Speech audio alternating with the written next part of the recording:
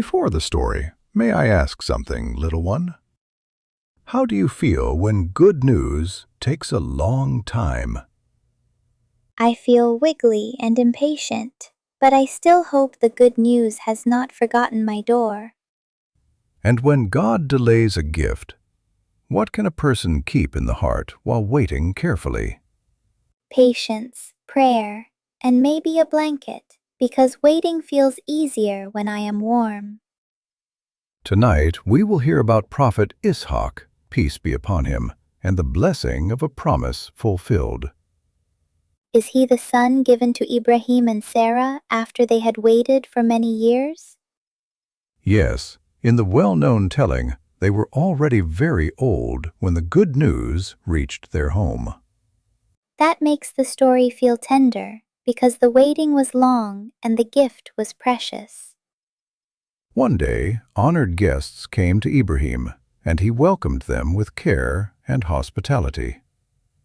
Did Sarah hear the conversation too, while the guests brought news from God?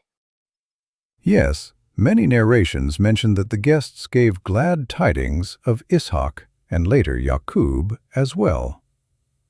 That is a large gift for one home, especially after so many quiet years of waiting. Sarah was surprised because she and Ibrahim were advanced in age, and the news seemed astonishing. I understand that. If someone told an old grandmother she would hold a baby, she might blink a lot. She did feel amazement, yet God's promise does not depend on what seems ordinary to people.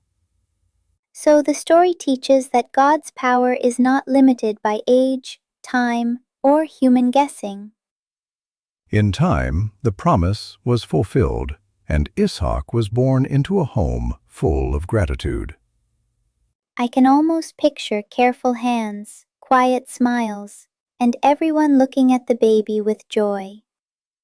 Yes, and his birth reminded the family that delayed blessings are still blessings when God sends them. That is comforting, because sometimes waiting makes people fear the answer will never arrive.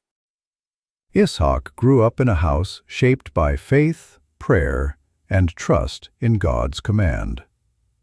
So he did not only receive a blessing, he also grew up learning how to obey and worship. Exactly. A blessed child is also taught kindness, honesty, and respect for the one who gives life. I like that part, because gifts should help a person become better, not only happier. Ibrahim cared for his family and taught them to remember God in daily life and worship. Did Ishaq learn by listening, watching, and joining in the good things his father did? Yes, children learn much from quiet examples, steady prayer, truthful speech, and generous manners. That means lessons are not only spoken, they are also shown at the table and the doorway. Many tellings describe that this family honored guests, shared food, and treated others with care. I remember that Ibrahim welcomed visitors quickly, so Ishaq likely saw hospitality from the beginning. Very true. A child who sees mercy at home often learns to carry mercy into the world. Then a peaceful home can help build a peaceful grown-up, one kind choice at a time. As Ishaq grew older, he was given prophethood and guided people to worship one God.